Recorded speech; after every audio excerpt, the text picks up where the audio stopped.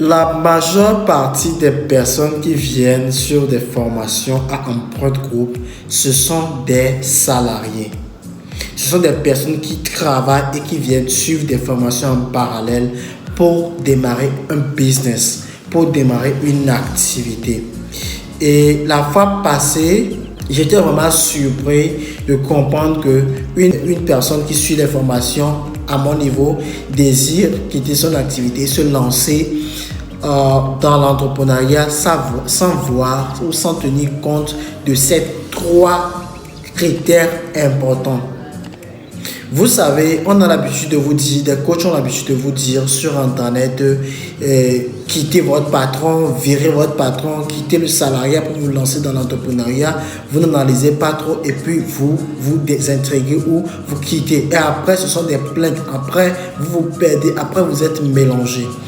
Avant de quitter le salariat, avant de quitter votre boulot, votre activité pour vous lancer dans l'entrepreneuriat, il faut être capable, il faut maîtriser ces trois choses. Il faut savoir vous confronter à ces trois choses. Il faut faire ces trois choses.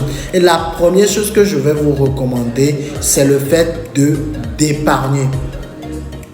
C'est le fait d'épargner minimum 3 mois. Je vous dirais d'épargner sur 1 an avant de vous lancer. Mais il y a des personnes qui se disent, ouais, j'en ai marre, j'ai des économies un peu. Si vous avez une épargne de 3 mois, vous pouvez vous lancer dans l'entrepreneuriat.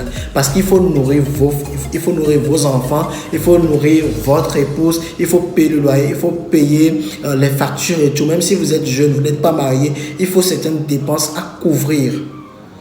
Parce que rien ne prouve que l'activité ou le business, ce projet-là que vous allez lancer, ne va pas, rien ne prouve que ça va marcher d'un coup. D'accord? Donc, il faut tout d'abord savoir qu'il faut épargner. La seconde chose que vous devez savoir, ou bien la deuxième chose que vous devez comprendre, c'est que vous devez être prêt à vendre.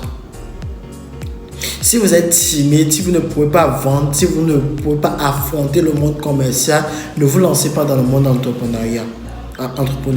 Parce que je connais plusieurs entrepreneurs, eux-mêmes ils ont leur projet, ils ont leur business, ils ont leur activité et ils pensent que quelqu'un d'autre va faire ce boulot pour eux. Ils pensent que quelqu'un d'autre va faire l'activité pour eux. Ils pensent que quelqu'un d'autre va dire je suis chargé marketing, je vais faire le marketing. Si ça foire, vous allez faire comment? Si le gars revient, il fait 1 mois, vous dépensez plus de 200 000, 300 000 et vous allez gérer ça comment? Vous ne savez pas vendre, vous ne savez pas rechercher vos partenaires, vous ne savez pas écouler vous-même votre stock, vous comptez sur d'autres personnes, vous ne pouvez pas réussir. Donc le deuxième critère, c'est de pouvoir vendre, c'est d'avoir une aptitude de vente. La troisième chose que vous devez comprendre, c'est que vous devez être prêt à investir dans les formations pratiques. On t'invite ou bien on te parle d'une activité, il ne faut pas dire ouais, il faut juste faire ça comme ça, non. Il faut tout d'abord te former en entrepreneuriat parce que l'entrepreneuriat, je crois qu'il faut une formation de base avant de l'affronter. Il faut comprendre les enjeux, il faut comprendre pratiquement de différents domaines, gestion de l'argent, gestion des ressources humaines, gestion du stress. Il faut comprendre déjà l'entrepreneuriat dans sa globalité. Et de deux, il faut se former dans le métier dans lequel vous voulez vous lancer, dans le secteur dans lequel vous voulez vous lancer. Sinon, vous allez l'erreur. On se dit à la prochaine.